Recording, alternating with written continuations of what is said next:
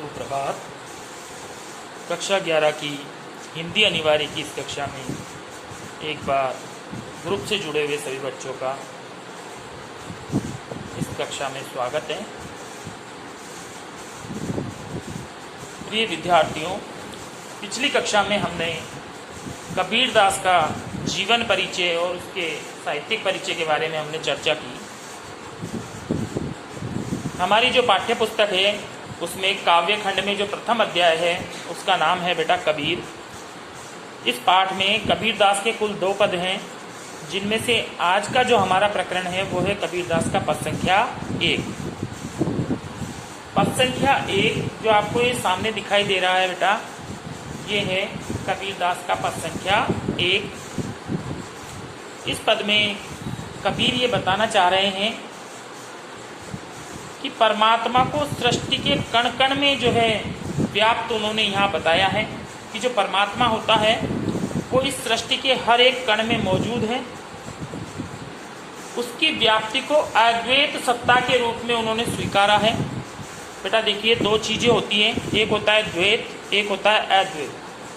द्वैत का मतलब हो गया जो व्यक्ति आत्मा और परमात्मा इसको 2 अलग अलग समझते हैं वो सत्ता कहलाती है द्वैतवादी सत्ता। और दूसरी ओर जो आत्मा को अलग न मानकर परमात्मा का ही एक अंश या रूप जो है उसको स्वीकार करते हैं वो होती है अद्वैतवादी सत्ता। तो यहाँ कबीर जो है अद्वैतवादी सत्ता का यहाँ समर्थन करते हुए दिखाई दे रहे हैं। वो बताते हैं कि सभी के भीतर एक ही जो है परम पिता परमात्मा जो है विद्यमान रहता है, लेकिन इस संसार में माया, मोह, विषय वासनाएं ये सब जो है मिलकर के मानव को जो है भ्रमित कर देती है। जो माया के बंधन से जो है अलग रहता है वही जो है ईश्वर का सामीप्य प्राप्त करता है। जो इस माया मोह के बंधन में नहीं पड़ता बेटा और माया के बंधन से अलग रहता है वही व्यक्ति जो है ईश्वर के निकट पहुंच पाता है। ये जो है इस पद संख्या 1 में वो बता रहे हैं कि जो परमात्मा होता है वो अलग अलग नहीं है बेटा, वो एक ही है। वो सब जगह हर जीव में, हर सत्ता मतलब पूरी सृष्टि में जो है हर जगह वो विद्यमान है। यही पद संख्या 1 में यहाँ कबीर ने बताया है। हम देखते हैं कबीर का पद संख्या 1। हम तो एक एक करी जाना। प्रथम पंक्ति शब्दार्थ भी बेटा हम साथ साथ देखते चलेंगे। और एक चीज और आप जान लें कि इस वर्ष से आपका जो CBSE का पाठ्यक्रम लग गया है बेटा, इसमें अब आपको व्याख्याएं नहीं पूछी जाएंगी जैसे आप कक्षा 10 में करते आए हैं। व्याख्या उस तरह से यहाँ नहीं होगा। यहाँ पर केवल जो है ये जो पद आपको दिया हुआ है इस पद के नीचे आपसे प्रश्न किए जाएंगे जो इसी पद से संबंधित होंगे। उन प्रश्नों का ही उत्तर आपको देना है, इसका अनुवाद आपको नहीं करना है। तो अनुवाद तो केवल उन प्रश्नों को तभी ही हम समझ पाएंगे जब हम इसका अनुवाद कर पाएंगे। तो अनुवाद तो वैसे तो जरूरी है, लेकिन परीक्षाओं में व्याख्या के तौर पर जो है इस अनुवाद को नहीं करना है। केवल जो नीचे प्रश्न दिए जाएंगे उन्हीं प्रश्नों का आपको उत्तर देना होता है परीक्षा में। ये CBSE पैटर्न का एक हिस्सा है बेटा। जो आप पहले पढ़ रहे थे कक्षा 10 में व्याख्या करके, वो जो है RBSE पैटर्न था, ये CBSE पैटर्न है बेटा। तो देखेंगे हम कबीर दास पहली पंक्ति में कह रहे हैं कि हम तो एक एक करी जाना। कबीरदास जी कह रहे हैं कि भाई हम तो अच्छी तरह जान गए हैं कि जो है सर्वव्यापक परम पिता परमात्मा जो होता है वो एक ही है, ये अलग अलग नहीं है। ऐसा नहीं है कि यहाँ कुछ और है, एक ईश्वर है, एक अल्लाह है, एक ये है, एक वो है, ऐसा कुछ नहीं है। वो सभी जगह एक ही समान है और एक ही है, ये वो बताना चाह रहे हैं। दो ही कहे तिन्ही को दो जग। दो यानी 2, कहे यानी कहता है, तिन्ही यानी उन्हीं को, दोजक, दोजक यानी नर, यानी कि जिन नाहिन पहचाना। इसका भी साथ में कर लेते हैं बेटा। जिसने, नाहिन यानी नहीं, पहचाना यानी पहचानना, ईश्वर के स्वरूप को जानना। जो व्यक्ति इस परमपिता परमात्मा को 2 कर देखता है, यानी आत्मा और परमात्मा, जीव और ब्रह्म, ऐसे 2 रूप करके जो परमात्मा को देखता है वही व्यक्ति जो है स्वर्ग और नरक इनमें भी भेद करना जानता है। ऐसे जो व्यक्ति हैं उन्होंने जो है ईश्वर को नहीं पहचाना है, वो ईश्वर को जान ही नहीं पाए। एक बार पुनः देखे बेटा, पद जो है थोड़ा सा जो है टेढ़ा है बेटा, लेकिन आपको आसानी से समझ में आएगा। कबीरदास कह रहे हैं कि हम तो एक एक ही करी जाना, यानी हम भलीभांति जान गए हैं कि जो परमात्मा है, परमपिता परमात्मा है, वो एक ही, और वही जो है हर जीव के, हर सृष्टि के हर कण कण में जो है वो मौजूद है। जो लोग इस परमात्मा को दो बताते हैं, यानी कि आत्मा और परमात्मा, जीव और ब्रह्म, ऐसे भेद जो लोग करते हैं, वही जो है स्वर्ग और नरक आदि का भेद करना भी वही लोग जानते हैं। ऐसे जो लोग हैं उन्होंने ईश्वर को अभी तक जो है पहचाना नहीं। अर्थात संसार में उन्हीं के लिए स्वर्ग व नरक दो अलग अलग स्थान हैं, जिन्होंने ईश्वर को अलग अलग रूप में देखा है, यानी आत्मा और परमात्मा के रूप में देखा है, वही लोग स्वर्ग और नरक बताते हैं। नहीं तो ऐसा कुछ भी नहीं है, परमात्मा केवल एक ही है। कबीर की दृष्टि में वो सर्वव्यापक है, सृष्टि के हर कण कण में वो मौजूद। आगे अपनी बात को सिद्ध करने के लिए देखो कबीर जो है यहाँ विभिन्न उदाहरण दे रहे हैं, बता रहे हैं। देखो, एक पवन, यानी जब हवा एक ही है, एक ही पानी और जल भी एक ही। आप देखते हैं ऐसा तो है नहीं कि आधे व्यक्तियों के लिए अलग हवा चलती है और आधों के लिए थोड़ी अलग हवा चलती है, ऐसा कुछ नहीं है। सबके लिए एक ही जैसी हवा है, एक ही जैसा पानी है, और एक ही ज्योति समाना। और इस संसार में एक ही प्रकार की ज्योति, यानी एक ही प्रकार का प्रकाश जो है वो सब जगह व्याप्त है। एक खाक गड़े सब भांडे, एक यानी एक ही, खाक यानी मिट्टी से, गड़े यानी बने हुए हैं, सब भांडे यानी सब बर्तन या सब घड़े। यहाँ हम सभी जीव जितने भी इस सृष्टि में मौजूद हैं, उन सबको कवि ने यहाँ घड़े की जो है उपमा दे दी, या घड़े का रूप दे दिया, और बताया है कि इस संसार में जितने भी घड़े हैं, यानी जितने भी हम लोग हैं, जितने भी जीव हैं, वो सब एक ही मिट्टी से जो है बनाए गए हैं। उनका जो निर्माण है वो एक ही तत्व से हुआ है, एक ही प्रकार के तत्वों से मिलकर उनका निर्माण हुआ है। एक कोहरा साना, एक का मतलब एक ही, कोहरा यानी कुम्हार जो मिट्टी के बर्तन बनाता है, साना यानी मिलाकर।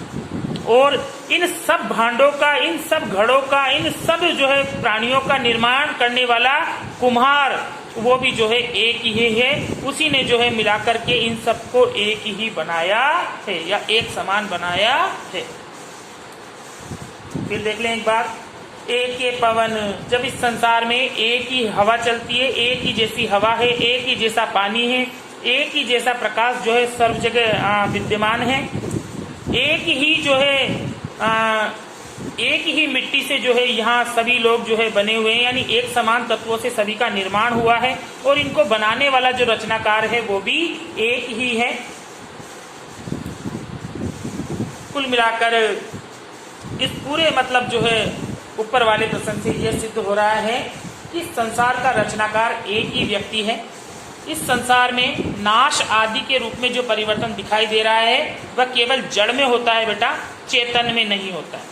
यानी कि आज लोग जन्म ले रहे हैं, कल वो मर जाते हैं, ठीक है। तो व्यक्ति मरता है बेटा, उसका शरीर मरता है, लेकिन जो उसकी आत्मा है वो हमेशा अमर रहती है। वही चीज यहाँ पर कबीर जो है उदाहरण के माध्यम से हम नीचे प्रस्तुत करेंगे कि मनुष्य का शरीर नश्वर होता है, उसकी आत्मा नश्वर नहीं होती है। देखो जैसी बाड़ी काष्ट ही काटे, बाड़ी यानी बेटा बढ़ई, जो लकड़ी काटने का काम करता है, वो क्या करता है बेटा, वो काष्ट यानी लकड़ी को ही काट पाता है। हम जानते हैं लकड़ी जो है जलती है, लकड़ी जलती है, तो लकड़ी के अंदर कोई ना कोई तत्व ऐसा है बेटा जो जलने का काम करता है। चाहे आप लकड़ी के कितने भी छोटे छोटे टुकड़े कर लीजिए, लेकिन आप जिस भी टुकड़े को जलाएंगे वही जल जाएगा। यानी कि आपने केवल लकड़ी को ही काटा, उसके अंदर जो अग्नि का तत्व है उसको आप काट नहीं पाए। तो देखिए जैसी बाड़ी काष्ट ही काटे, जिस प्रकार बढ़ई जो है लकड़ी को ही काट पाता है, अग्नि न काटे कोई, उसके अंदर का जो अग्नि तत्व है उसे वो नहीं काट पाता है, उसे वो नष्ट नहीं कर पाता है। उसी प्रकार जो हमारा शरीर है बेटा, इसके अंदर भी अग्नि तत्व यानी आत्मा है। तो जब हम मरते हैं तो केवल हमारे शरीर का जो है नष्ट, हमारा शरीर ही जो है नष्ट होता है, उसके अंदर की जो आत्मा है बेटा वो अमर रहती है। यही जो है इस पंक्ति में कबीर यहाँ समझाना चाह रहा है कि संसार में आपको जो भी परिवर्तन दिखाई देता है वो केवल जड़ में होता है, चेतन में नहीं होता है। उसी प्रकार जो मनुष्य है उसका शरीर नश्वर है, उसकी आत्मा नश्वर नहीं है, वो अमर है। सब घटी अंतर तू ही व्यापक धरे स्वरूपे सोई। सॉरी, आगे कबीर बता रहा है कि संसार में हर व्यक्ति के हृदय में या हर कण कण में जो है तू ही जो है व्यापक है, यानी एक ही ईश्वर जो है वो व्यापक है। लेकिन उस ईश्वर के जो है विभिन्न स्वरूप यहाँ हमें देखने को मिलते हैं। एक ही जो है ईश्वर के विभिन्न रूप जो है वो धारण किए हुए हैं ईश्वर, ये हमको ये मानना चाहिए। माया देखी के जगत लुभाना, काहे रे नर गरबाना। कबीरदास कह रहे हैं कि इस विषय रूपी इस संसार को या इस विषय जगत को देख करके और जो जीव होता है वो माया से जो है मोहित हो जाता है। इस संसार में आकर के देखिए, आत्मा जो है परमात्मा का ही एक हिस्सा होती है बेटा। ये कुछ समय के लिए जो है परमात्मा से अलग होकर के इस संसार में विचरण करने के लिए आती है, और अंत में जो है एक दिन जब मनुष्य का शरीर नष्ट हो जाता है तो ये पुनः यहाँ से जाकर उसी परमात्मा में वो लीन हो जाती है, ऐसा माना जाता है। तो चूंकि यह आत्मा कुछ समय के लिए यहाँ आती है, तो यहाँ आकर के इस संसार में जो है ये बड़ी जो है माया में जो है ये माया और लोभ लालच में जो है ये पड़ जाती है, और इस समय जो है ये उस परमात्मा को जो है बिल्कुल भूल जाती है।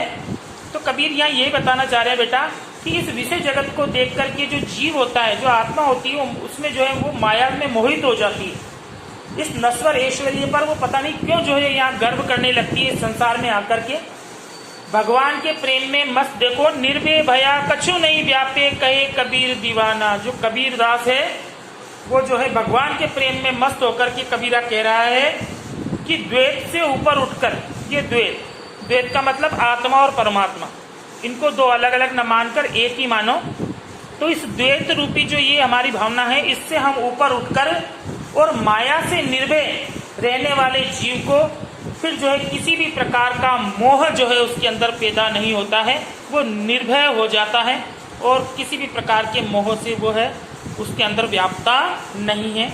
कुल मिलाकर पूरे पद का निचोड़ यही है बेटा कि जो कबीर है उसने अद्वैतवादी सत्ता का यहाँ पर समर्थन किया है और द्वैतवादी सत्ता का खंडन किया है। उन्होंने बताया है कि जो आत्मा और परमात्मा ये अलग अलग तत्व न होकर एक ही तत्व है। ठीक है, इस पूरे संसार का जो रचनाकार है बेटा वो एक ही है, उसी ने जो है सारे संसार की रचना की है।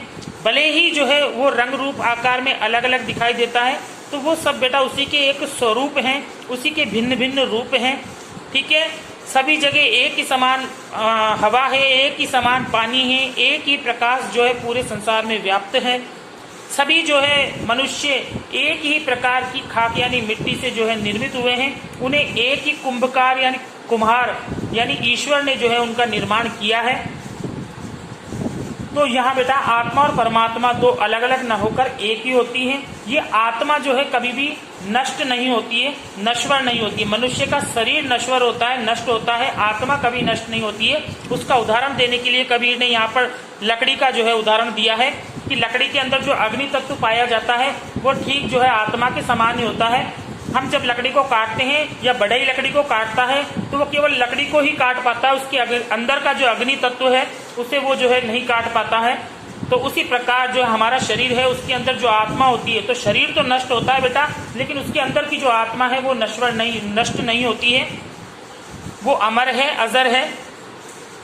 नीचे जो है कबीरदास कह रहे हैं कि ईश्वर जो है इस संसार के प्रत्येक प्राणी में, प्रत्येक जीव में, प्रत्येक कण कण में जो है वही ईश्वर व्यापक है, वही सभी में छिपा हुआ है या बसा हुआ है। उसी के जो है विभिन्न स्वरूप हमें यहाँ इस संसार में देखने को मिलता है। कोई बड़ा, कोई छोटा, कोई इधर, कोई उधर, इतनी सारी जो वस्तुएं हम देखते हैं ये ईश्वर के ही जो है विभिन्न भिन्न स्वरूप हैं। ये जो आत्मा है बेटा, ये इस संसार में आकर के माया मोह के लोभ में पड़ करके जो है अपने आप पर जो है गर्व करने लगती है, घमंड करने लगती है। लेकिन कबीरदास जो भगवान के प्रेम में मस्त है, दीवाना है, वो यही बता रहा है बेटा कि यदि हम इस द्वैतवादी सत्ता से यदि हम ऊपर उठते हैं और माया से निर्भय रहने वाले जीव को कभी भी फिर जो है ये माया और मोह ये सब जो है उसको नहीं सताते हैं। ये था बेटा कबीर का पद संख्या 1। क्योंकि मैंने आपको भी पहले भी बताया कि हमें इसकी व्याख्या नहीं करनी है, केवल जो प्रश्न हैं उन्हीं का जो है हमें उत्तर देना है। तो इसके जो बेटा इस पद में से हम वैसे तो बहुत सारे प्रश्न बना सकते हैं, पर मुख्य मुख्य जितने प्रश्न हैं वो मैं आपको बना करके PDF के माध्यम से आपको दे दूंगा। आप लोगों को उनके उत्तर करने हैं। और इस पद का चाहो तो हम अनुवाद भी जो है आपको PDF के माध्यम से दे सकते हैं। यदि आपको अनुवाद भी चाहिए तो आप जो है मेरे पर्सनल WhatsApp नंबर पर मैसेज में टाइप करें, भाई हमें इसका अनुवाद भी चाहिए, तो मैं आपको अनुवाद की भी PDF डाल दूंगा। एक बात और बेटा, आप अच्छी तरह से जो है इस ग्रुप से जुड़े हुए नहीं हैं। मैंने देखा है व्यू में मुश्किल से 8, 10, 15 बच्चे ही जो है इस वीडियो को देखते हैं। बाकी बच्चे जुड़े हुए तो हैं लेकिन वो वीडियो को नहीं देखते हैं। पता नहीं देखने का क्या कारण है। आपके नेटवर्क नहीं आता है या आपके पास नेट की व्यवस्था नहीं है, कोई भी कारण हो सकता है। यदि कुछ ज़्यादा ही विशेष समस्या है आपको तो आप आकर के विद्यालय में अपनी शिकायत यहाँ में दें। तब तक के लिए धन्यवाद।